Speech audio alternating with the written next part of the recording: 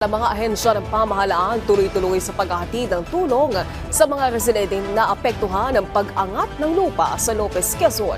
Si May Formaran na Radyo Pilipinas Lucena sa Balitang Pambansa. May?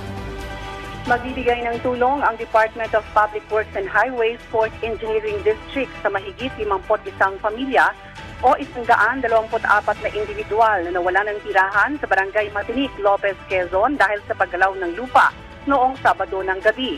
Partikular sa ipamamahagi na tulong para sa mga apektadong residente ngayong araw ay food pack.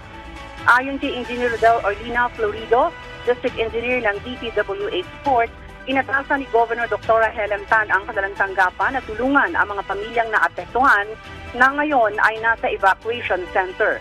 Ipinag-utos din ng gobernadora ang pagsasaayos ng kalsada at ng iba pang pinsalang idinulot ng insidente.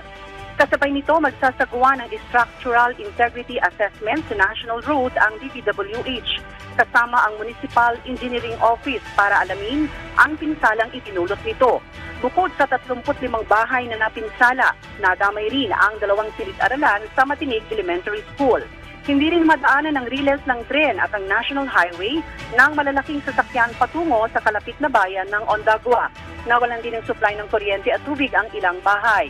Naapektuhan kasi ang water reservoir ng Barangay Matinik na pinagkukunan ng tubig ng nasa 1,157 residente. Dahil dito nananawagan ng tulong ang Barangay Matinik gaya ng pagkain, tubig at mga damit. Una nang nagkaloob ng kahon-kahon na food pack, tubig at mga damit ang Department of Social Welfare and Development katuwang ang lokal na pamahalaan ng Lopez, Quezon.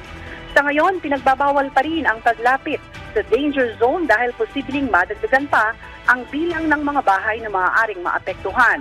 May paunti-unti pa rin kasing paggalaw at pagputok sa ilalim ng lupa. Mula PBS Radyo Pilipinas Lucena, May Formaran para sa Balitang Pambansa. Maraming salamat, May Formaran.